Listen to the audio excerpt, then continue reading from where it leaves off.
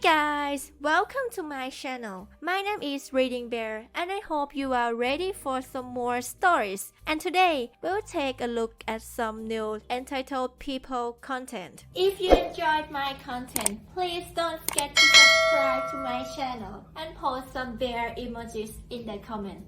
And now, let's dive right into the stories. The first story is titled, "Neighbor repeatedly parks his cars on my property. I get revenge, his cars are ruined." TLDR.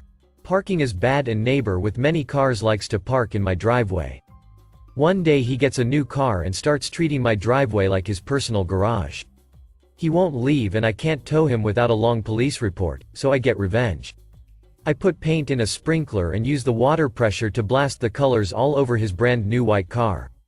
He freaks out and soon moves his car out of my driveway and I can finally move my own car. I wasted a sprinkler, but it was worth it to teach him that I only give one warning before I decide that I am going to take matters into my own hands. When I do that, he is in store for nothing good and I don't think he will want to test that again. With the sheer amount of stories I have been hearing lately about asshole neighbors regarding cars, I feel like I need to share how I got my revenge on one of them. Okay, I will be the first to admit that parking in my neighborhood is absolutely horrible and there just isn't enough room. Most homes don't have a garage and half of them don't even have driveways. The way it ends up working is the street parking kind of becomes a free-for-all to the point that the people that have driveways are getting blocked in. I though am lucky enough to have a house with both a garage and a driveway. Sometimes I put my cars in the garage and I leave my driveway clear for when I have company, so someone like my older mother doesn't need to struggle to find parking. I don't always bother to take it out of the garage quickly after, and that is where neighbor comes into play. This guy has no garage and a driveway. The problem is that he has 3 cars, so street parking still becomes needed for him. He tends to love to see if my driveway is empty because when it is, he pulls in there like it belongs to him. Usually, I end up having to chase him out so I can either get into or out of my own house, and he tends to grumble and move. There isn't really a tow company either, so if I wanted to tow him at any point I would have to call the police and file a whole report every single time. Basically, a whole lot of work for what would end up being pointless as he would have moved the car by then. Then the day happens when I go to bed after a visit and don't move my car back into my driveway, only to wake up the next day to see a car in my driveway. At first I didn't think it was neighbor because I knew his cars, but this turned out to be car number 4 and he wanted a spot to do some work on it. He had tools spread out and was basically treating my driveway like his own personal garage since he didn't have one. This time though he wouldn't move the car, stating that he had nowhere else to put it and that he needed the space to do work. I should be grateful according to him because his nice car made me look better somehow, and when that didn't work told me that I shouldn't be greedy with the space. I was mad and debated calling the police before I really thought about it. Instead of getting angry and fighting with this guy, the first decided that I was going to get even with him. Something that I didn't mention yet and neighbor also didn't know is that I am an engineer. That might not sound like much to most people, but for those that know an engineer, you know that we tend to think of things in a very creative way. We can be like evil geniuses if you piss us off enough, and neighbor had finally gone too far. I couldn't just say nothing though, and I warned neighbor that I was going to be doing some work on my lawn and that he really needed to move his car. He didn't seem concerned though and actually left to go back in his house or something. I have one of those sprinklers where I hook it up to my hose and it just shoots the water back and forth. Don't click away though, because this revenge isn't just getting his brand new car wet like the title might make it seem. No, instead I was thinking of something a little more damaging. My first idea was to take the sprinkler, fill the holes with paint, and then hook it up to a hose for air instead of water. I felt good about it, but when I did that and when I tested it out, it basically failed horribly. The paint only seeped out and seemed to be so thick it got stuck. I was smart enough to test it on an older sprinkler at least, so I didn't ruin my main one. Second try though, I was going to basically ruin my main sprinkler, but I calculated that it would be worth it. This time I thinned the paint a little and went back to using water because the pressure seemed better. This time it did shoot out more. It wasn't anything crazy since I put the sprinkler fairly close to the car anyway. Colorful paint started hitting his car and soon it was a multicolor mess. I pretended to go be tending to a different part of my lawn, and when neighbor came back and saw the mess he started freaking out and losing his cool. He was screaming at me like a banshee as I stood there and looked at my sprinkler pretending to be confused. I told him I was just watering the grass and had no idea how the entire thing got filled up with paint. I still have no idea if he knew I was lying or not, but I just know he never explicitly said that he thinks I did it on purpose. He was too busy looking over every inch of his new car and seeing the reds and blues splashed all over it. I might want to mention the car was white, so yeah, the colors were very obvious, and he was at a loss of what he should have done. I didn't want to come right out and say I did this, but I did want to hit the point home that this happened for a reason. I told him that I was lucky my car wasn't in the driveway, and this is one reason I never park anywhere I shouldn't. You just never know what can happen when you leave your car on someone else's property. I know he got the message that he really needed to go, and he got in the car and went to go find parking somewhere else. I know that some people love cars and might be going crazy thinking that I went too far, so let me just quickly calm you down. The paint came off easily, and after just a quick wash it was like it never happened. I didn't want to damage his car, I just wanted to show him that you can't just park on other people's driveways and treat it like your own garage. He was just unlucky enough to have an engineer for a neighbor who had an interest in trying to make things that I saw off of things like cartoons a reality. I don't think he is going to be parking in my driveway without permission ever again, and that he learned his lesson. Actually, he turned to respect other people's property and that I might look innocent, but I can be an evil genius when I need to.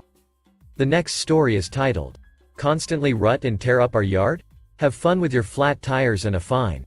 TLDR. Abusive dick continuously ruts my friend's yard, so he booby-trapped the yard, popping 2 of his tires and get him fined with destruction of private property as well another fine for illegally modifying his truck. Back when I was in my early 20s I was rooming with my friend whose uncle was allowing us to live in his vacation home that he rarely used anymore. I didn't have to pay rent but had to buy things like toilet paper and paper towels and the like, which was nice. About 4 months pass of living at the house when the house for sale about a block over got sold and the new owners moved in. While I never knew the owners personally, I heard they were in their early 30s and the male in the relationship was an abusive dick. He regularly drove a giant Chevy truck with some of the biggest tires I've seen. I don't know the exact price, but they seemed like they were about a few hundred a piece, maybe $250. Now I can't remember what exactly happened, but I know about a week after those people moved in, my friend, who we'll call MF, complained to the new neighbor, who we'll call AD, about something rather small. This enraged AD and he started yelling at MF, and things soon got pretty heated and they left things off, basically saying "duck you" to each other. A few days after this, one morning while retrieving the empty garbage bins, I noticed 2 rather large ruts in our front yard.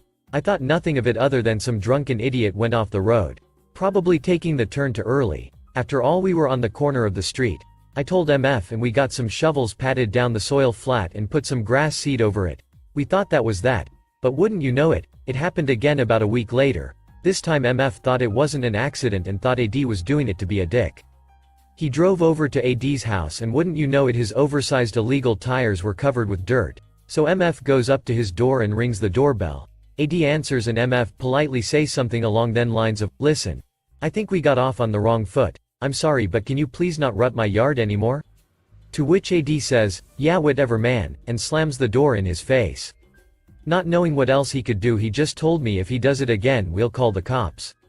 And as you can probably guess, AD does it again. We call the cops but they say they can't prove it was him. Suggested we get some cameras so if it happens again we can have proof, and left. So we go to the nearest hardware store and pick up some cameras. Now, being rather poor at the time, we couldn't really get high-end quality cameras, but they were cameras nonetheless. There was 8 of them and in half a day we got them installed and set up, all of them watching the street. About 2 or 3 days later 2 ruts appear. We check the cameras and sure enough it was AD's truck. We call the cops, and they take a look at the feed. But apparently the quality of the footage was too low and we didn't see the driver or the plates, when in reality I'm pretty sure the cops were just lazy and didn't want to deal with the paperwork. Fed up and rather pissed off but not discouraged, MF wanted revenge, and since he couldn't do it legally he had to take action himself.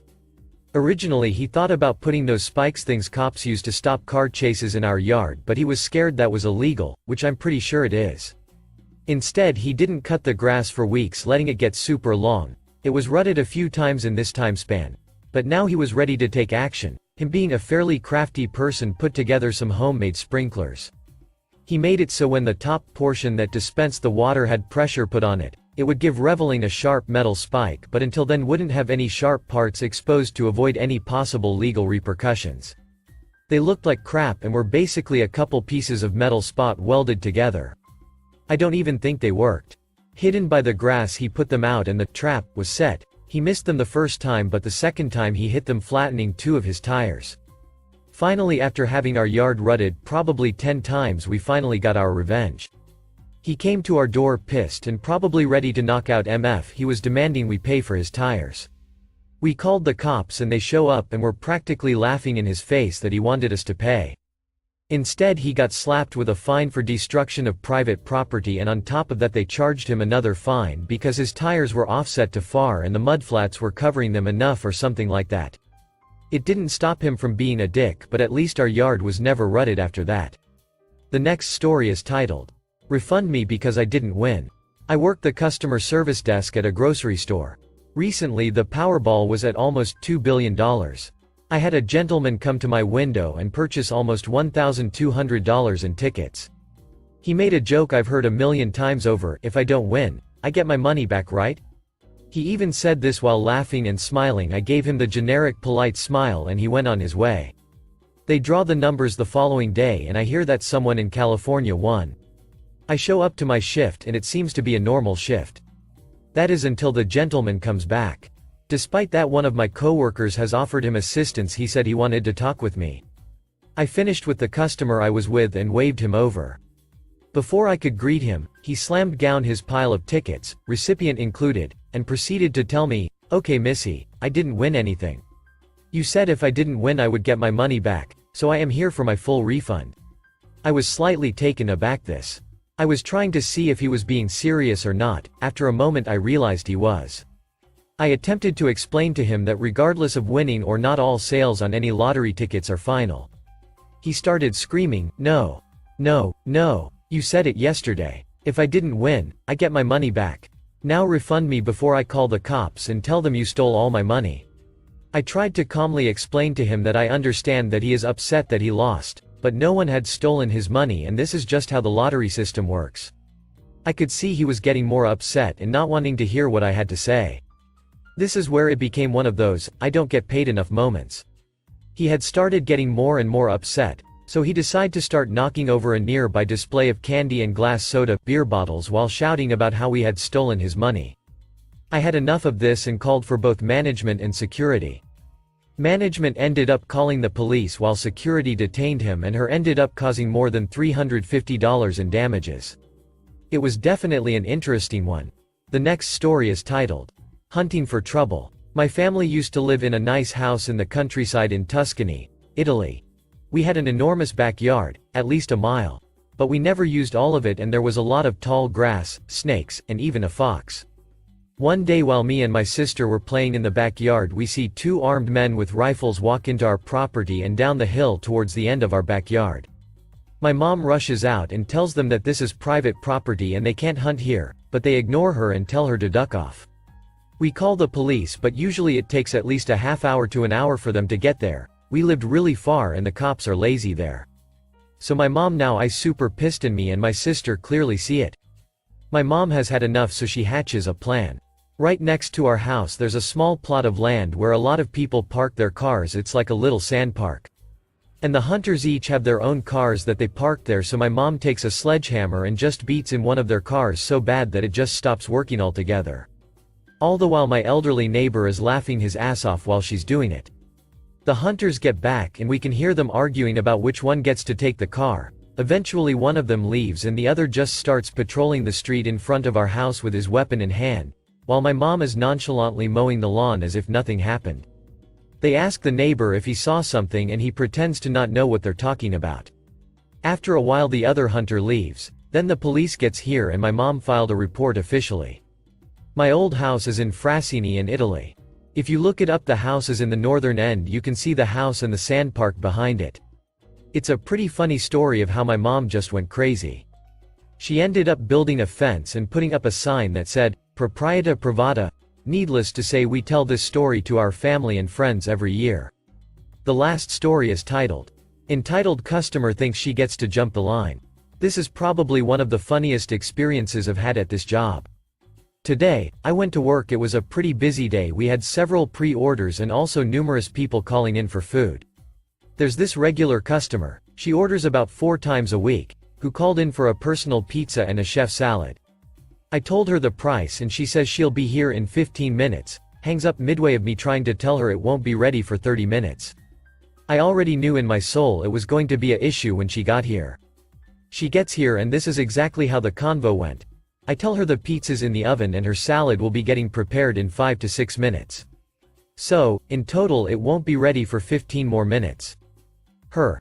I called 15 minutes ago, it should be ready. Me. Yes, I tried telling you it will take 30 minutes. There are other customers who ordered first so. Her. That shouldn't matter, I'm a regular customer, I should be a priority. Me. All of our customers are priorities, we go off a first come first serve basis. Her. That's fucking insane, can I speak to a manager? Me. Sure. Hi, I'm Op, the manager. I'm sorry, I'm the only manager available at the moment. How can I help you? Her. Do you think you're funny? Cancel my order, you just lost my money and support. Me. As you can see, I pointed to all the other customers in the lobby, your $13.45 isn't really making a dent with us. Have a nice day. She called the office on me, basically corporate, and jokes on her. They put her on the blacklist for all our stores and even called the other stores in the area to warn them about her. We do regular events with them. Thank you for listening.